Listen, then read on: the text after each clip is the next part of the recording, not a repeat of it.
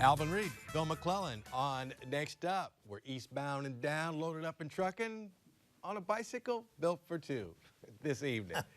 32% of fatal car crashes in St. Louis City and County are due to speeding-related circumstances. 97% of truck-related deaths involve passenger cars. Drivers can do better, and tonight we have two guests who will talk about how. Joining us from Trailnet, a nonprofit advocate for safety in the community, is Charles Bryson. And just off the road is Barry Bear the Voice Matthews, a professional truck driver who has some advice for motorists before they hit the road this holiday season. And Barry, you were just telling us before the show that you come this way from Kansas City, and on Saturday morning I'm headed that way to Lawrence, Kansas. So maybe we'll both be headed back. Possibly. All right. So around here, we have had a lot of fatalities involving pedestrians, Charles, and it just seems like we're outdistancing a lot of other regions. Is that just us feeling that way, or is that true? It's true, and I think there are several reasons why. One of the things that we talk about at Trailnet is distracted driving. There's no law in the state of Missouri. In fact, you're not allowed to have a law in the state of Missouri around distracted driving. We're one of two states that do not have a distracted driving law, which means you can use your cell phone for anything, which then puts you in harm's way, not only to yourself, but to the pedestrians, to the other vehicles. The other thing is speed. And what we like to say is, St. Louis used to be 850 to 1 million people. We're now at 290,000. What that means is we have far too much road for people who are able to speed and use destructive driving to get around. So one of the things we need to do is figure out how to create road diets to slim down some of these major arteries and get the state legislature, frankly, to pass a law that prohibits the use of cell phones or other devices while driving.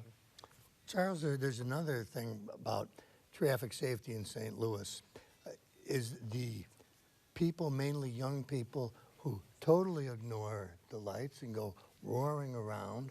And I've had police officers say, well, we're not allowed to chase anybody. And so people won't stop. I mean, they figure, why not just zoom along?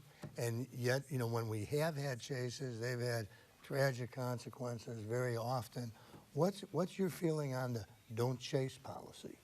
Well, I certainly agree, in having worked in government and listened to both the people going to neighborhood and ward meetings, as well as the police. You put the community in a very dangerous situation by chasing, because imagine a 4-, 5-, 6-year-old kid walking across the street, in the middle of the street.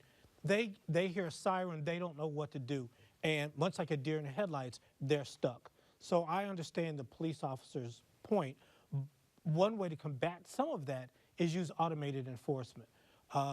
So where are our red light cameras, where are our speed cameras that can be used as enforcement versus having the police do some of those chases? Barry, distracted driving. I know you have to deal with it pretty much every other mile when you're on the highway.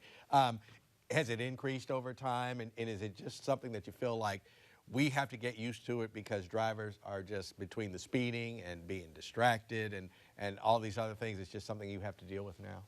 It's something that I have to deal with literally every moment. In the truck, I'm able to see down into most cars whenever they pass me. And nearly every car that passes me, the driver will be surfing TikTok, surfing Facebook, watching a movie on his phone. And that's on the interstate, that's in the big cities, small cities. It's literally everywhere. And what's so bad is I'll see them and I'll look at them because they're coming into my lane. They're more interested in being on their phone or tapping on the screen on their GPS in their car or changing their stereo station than they are paying attention to the road. And so, yeah, I deal with it it's actually frightening now to be passed by a car. Well, you've been driving a long time, I take it. How many years have you been doing this? 36. Okay, you said frightening. Are you frightened now? I mean, oh, yeah. Okay, all right. Oh, yeah. Now, the drivers, you no longer use CBs often, do you, or do you? The older drivers like me, we do, but the vast majority of trucks today do not have CBs. And it's not just that the drivers don't want a CB or don't know how to use a CB. Many of the big companies don't allow CBs because they say that it causes a distraction. There's a lot of the really big companies, and I'm not going to name them off, but big trucking companies that with the rear-facing inside camera, they watch the drivers, and the drivers are actually required to keep both hands on the wheel at all times. They're not even allowed to take their hand off the wheel to take a drink of water. They have to pull over on the shoulder to take a drink of water. I disagree with that, but I feel like every truck should have a CB in it because the communication between trucks to let other trucks know when there's a traffic hazard, when there's an ambulance coming to you, yesterday there was, in Nebraska, there was a clutch of turkeys. It's probably 30 turkeys. You hit a turkey and it can total a vehicle. A car it can. A big truck, it's just going to do minimal damage. But you need to be able to let people know what these hazards are. These companies aren't allowing that anymore. So the highway is kind of, like wide open, but Charles, like you said, we have plenty of street and not as many people. How do you, like you were talking about, gauging the traffic, or exactly, is it more stoplights? Is it speed bumps? Is it just education that we got to do better, or more people are going to get killed? It's yes, yes, and yes, Right. and more. It is road diets, which means you restrict the road. Think of Natural Bridge, what it was, I guess, 3-4 years ago, and what it is now. It's hard to speed on Natural Bridge between the things that the state did with the roundabouts, with the various road improvements, versus Gravois, which is wide open. I don't know anybody who does 35 on Gravois, which is what the speed limit is. So it's a combination of what is the terrain and what can you do to slim down the road, put in barriers and barricades, as was done on South Grand. Even though there were fatalities on South Grand, you still have a way to slow down traffic. And there's a variety of other sort of measures. But part of it is looking at the road, looking at the lay of the land. And I know that Mayor Tashar Jones has a $40 million coming out for street study. And I think part of that street study may be what they call Vision Zero, which is how do we have no fatalities over a period of time. In layman's terms, what's a road diet? A road diet is just slimming down the road. So you go from maybe 3 lanes to 2 lanes, Okay. and you put in other measures like a bump out, so you increase the amount of pedestrian safety, do things such as that. Before we came on the air, Charles, I mentioned that St. Louis might be the jaywalking capital of the country. And you said, well, that's not necessarily bad. You want to elaborate on that? Sure, Bill. So think of a street in sections. So I'm crossing a street. If I cross at the light, I have to deal with both lanes of traffic and who may be turning right either way. If I am crossing in the middle of the street, I only have to deal with traffic one way. I get to the middle of the intersection, and then I can really visually see both ways as whatever traffic is coming, including those that might be turning a right turn on red. As we know, they turn very fast when they do that. So if you manage both sides of the street one time and then the other time, I think it actually is a little bit safer to do. And Barry, you mentioned that you've been hit one time as a pedestrian, and that was in a crosswalk. What happened on that? Well, I was crossing the street in the crosswalk with the cross now symbol going, and car turned right, and I ended up on the hood of it. Never saw me. Well, I don't know if we should be encouraging people to jaywalk and this, but that's what it sounds like. Well, they actually outlawed jaywalking in Kansas City. They got rid of that law because it was on the books that you could not jaywalk. And the argument really was made that this might be safer because, again, when people are making a right turn on red, the only thing they're looking at is the car down the street to make sure they can turn. They're not really looking at any pedestrians who may be coming in their view. And you see a lot of times a car will slam on the brakes because they didn't see, and also I'll say the people who are walking see the light for them to walk turned on, and they're trying to get across the street. So it's a dangerous intersection. You know, on the other hand, if you're driving along the street and you're not distracted like Barry was talking about, you're not playing with a game or something, but your mind is a little bit traveling on you, you're not expecting to see somebody in the middle of the street just crossing. Right. I mean, it seems dangerous. I would agree, but I think, and I've seen it on a variety of streets, so I know people. We do a count of pedestrians and bicyclists throughout the city, and I was sitting at Delmar and Kings Highway, marking how many pedestrians I saw and how many cyclists I saw. Virtually everybody at that intersection crossed in the middle of the street. They rarely crossed at the crosswalk. We tease Bill because whenever we talk about driving, Bill drives. I can't help I would work all right with the camera on me. Exactly. There you go. Well, like I said, I'm going to be in the highway. You got some tips for us. Hey, let's be safe around trucks. You got 7 tips for us that you can share. Well, 7 is just the tip What of the would be iceberg. 700, but Yeah, but when you pass a big truck, when you're on the highway, don't go slow. Don't just ease along beside. And there's a variety of reasons, but we're watching everything. Trying to watch in front of us, trying to watch 75 feet behind us, and you're right there. And get on around us. When you get around us, put some distance between us and yourself before you move back over. Understand that your car can stop in 100, 150 feet. If I'm loaded 80,000 pounds, I'm a minimum of 300 feet before I stop. And what people in cars don't understand is what's a fender bender for me is a fatality for you. No, Bill, you're kind of arguing against the people who set their car at like 72 and just go by you at 70. You think that they ought to speed up when they're next to you and take Absolutely.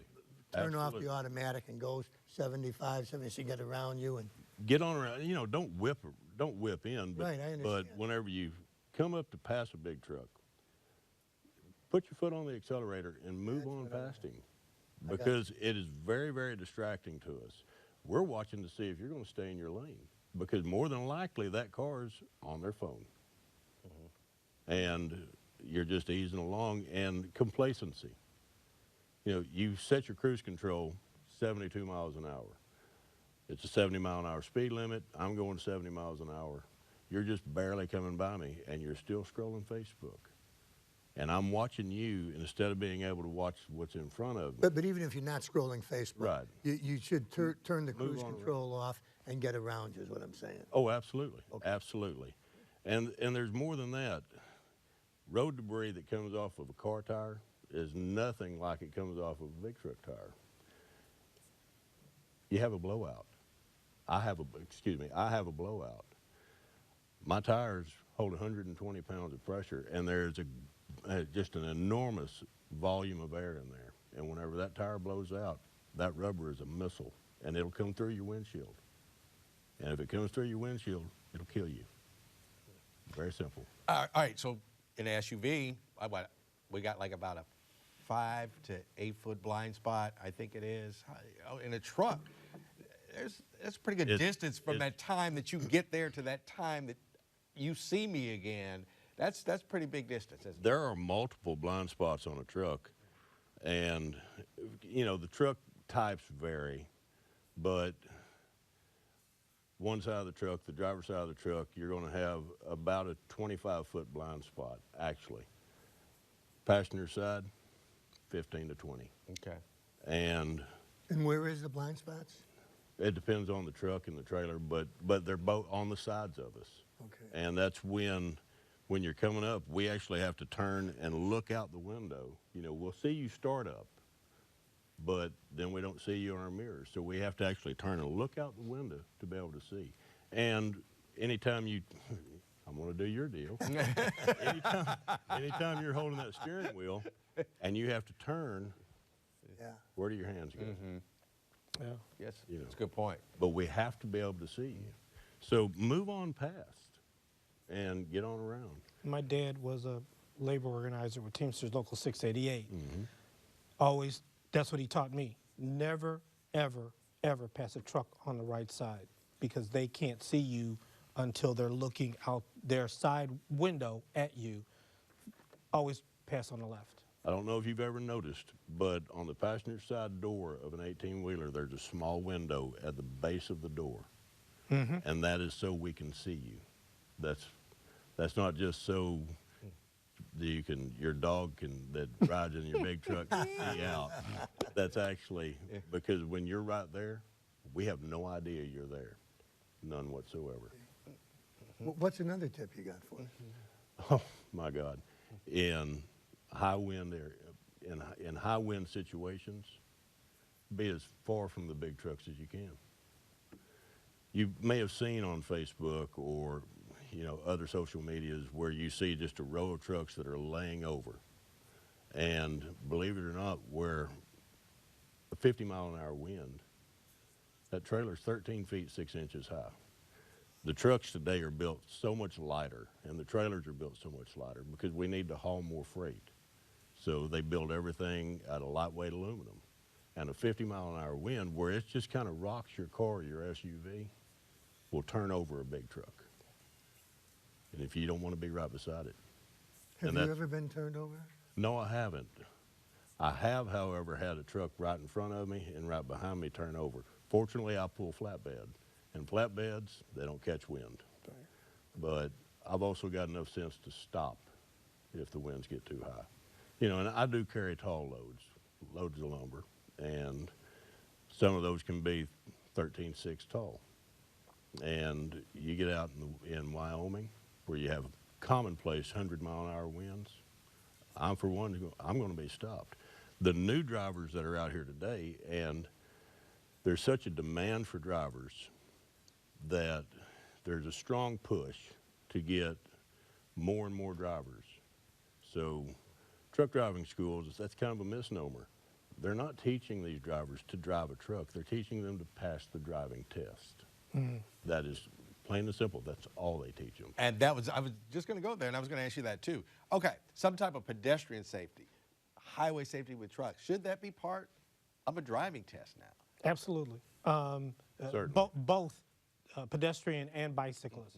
As you see more bicyclists in our city and in our region, we've got to accommodate them as well. So, we need driver's education. We need state-funded, mandated driver's education. So before you get your driver's license, that happened years ago, you had to pass a driving test. And most of those tests were in high school. We don't see that anymore, and the Missouri legislature has had that bill on their desk for years, and just they won't do it. And what would it, It basically would go back to driver's ed, that you have to have a certified driver's ed class. All right. Pass the driver's ed class before you could get even your permit, but certainly before you get your license. Okay. So we have to do that. But we also have to include what's going on the road today around not only pedestrians, but also cyclists and what to do when cyclists are on the road with you. And that's not a new thing, but people are really into it. Yes. Okay, and I live in suburbia, I live in Kirkwood. And sometimes, quite frankly, there are a lot of bikes out, and they're in the middle of the road. And my question to you is, and this one, are bicyclists supposed to stop at the stop sign? So, yes and no. Okay. There's what is called an Idaho stop. And the Federal Highway Administration is reviewing the Idaho stop, sort of similar to the St. Louis stop, I'll say that, but the Idaho stop for bikes, because to some degree, it is easier for them to stay moving. And so you look out for your vehicles and other pedestrians, and then you move forward versus stopping at the stoplight, and then you're sort of at the will and possibly damage of a vehicle that's next to you. So the Federal Highway Administration is reviewing that and say, well, maybe the Idaho stop where you wait as a vehicle, you wait as a cyclist to see the lay of the land. If there's no cars coming, even though the light's red, you can go ahead and proceed. So Idaho, because you could like ride your bike 100 miles without seeing a car. I don't know why it's Idaho, but in all the literature I was, it's the Idaho stop. So Have you driven through Idaho? Many, many, many times. see, there you go. Now, Barry, do you guys try to drive at night when there aren't so many cars, or do you drive during the day and sleep at night most of the time? I personally drive during the day and sleep at night. Maybe it's because I'm old, but You're a young man, Barry, believe me. okay. But no, I drive mostly during the day, but that's, once again, that's because of the type of freight I haul. Very few shippers and receivers are open at night, whereas, you know, the vast majority of trucks out here are box vans. And those shippers and receivers, they work 24/7. And so, you know, there's a lot of traffic, truck traffic on the road. But I personally don't care for it. You can't see the wildlife, and it's everywhere. And it's just, for me, it's safer to drive during the daytime. And I think it's safer for everybody to drive during the day. Right, right. But I see a lot of trucks that seem to be laid up for the day. And I think, thank goodness that they're all not on the highway with us here. Well, you're young, like we say, we've come to the conclusion you're a young man, okay? But there's I've read this, that just like many other industries, there's a shortage of young people coming into it. How is that being addressed by the trucking industry? Well, there's a movement right now to, currently, the FMCSA, the Federal Highway Safety Administration, the DOT, they only allow you to drive over the road out of state when you turn 21. You can get your driver's license, your commercial driver's license, when you're 18, but you have to stay intrastate, and you can't cross the state boundaries. But there's a movement now to allow 18-year-olds to drive cross-country. I am categorically against that. Because personally, I got my driver's license, my regular driver's license, when I was 14 years old through a hardship. And so when I started driving a truck at 18, of course I drove intrastate, but I was not mature enough, nor did I have the knowledge to be able to go cross country. And to put kids out, and I know 18-year-olds don't consider themselves kids, we all do. But to put kids out, 80,000 pounds, 65, 70, 75 miles an hour, and they don't know what they're doing. That is just a recipe for absolute disaster. And I'm just one voice, and I can't make it not happen. But they want to do this because they say that there's a shortage of drivers. I don't know that there's really a shortage of drivers. It seems to be there's a big movement to reduce freight costs, and it's a myriad of things, but what it comes down to is we need to have far better training for the truck drivers that are out here now. Okay. We need to have far better responsibility with the cars that are on the road. You know, depending on where you look, it's anywhere from 85 to 97% of all passenger car 18-wheeler wrecks, accidents, are caused by the driver of the passenger car. That's an astronomical percentage. And I didn't know that percentage. I've seen so many wrecks, but I didn't know what the actual percentage was. And Jerry over at Hall Hero was talking to me about doing this and trying to get the awareness out. And so we were looking it up. And every year for the last 5 years, that percentage has gone up and up and up. The percentage of cars causing the accidents. Cars causing the accidents. Right. And to put younger drivers in big trucks who don't know how to handle the situation, and then couple that with all the distracted drivers that are in cars, it's a guaranteed disaster. Okay, Charles, your advice to people who ride bikes, to pedestrians, okay? Obviously, they are aware that cars are there, but is there some lasting piece of advice you could give them? I just don't, for me, it's don't always depend on the lights. You know, look both ways 2 or 3 times before you walk out in the middle of the street, because and especially now when you have what I would call the signaling that says you can go. But as we all know, we wait we're in vehicles, but we wait, look both ways 2 or 3 times before we move out on a car. The same should be for a pedestrian. And always be careful on looking for right on red, because those drivers are really more interested in making that quick turn and getting on about their business. And if you're stuck right at that curb, you're going to get hit. Okay, we're in our last minute. So as the temperature goes down and winter's coming in, I would imagine there's less people walking and less people riding bikes, but then now we're heading into the holidays and there's more people out there. So this is a good time to practice safety. Some of the major, downtown, Central West End, South Grand, Cherokee Street will all be busy over the weekend, the holiday weekend, and we just hope that everybody watches out for each other. And you're coming up on Thanksgiving where a lot of people are on the road. A lot of people. And there's going to be just as many trucks running on Thanksgiving as there are running today. Yeah. All right. Well, we'll keep our eyes open. You all have a great holiday. Thank you. Everybody You as well. be safe so we can come back after Thanksgiving with big smiles on our faces. Thanks for watching tonight. Bill McClellan, Alvin Reed signing off. Happy Thanksgiving.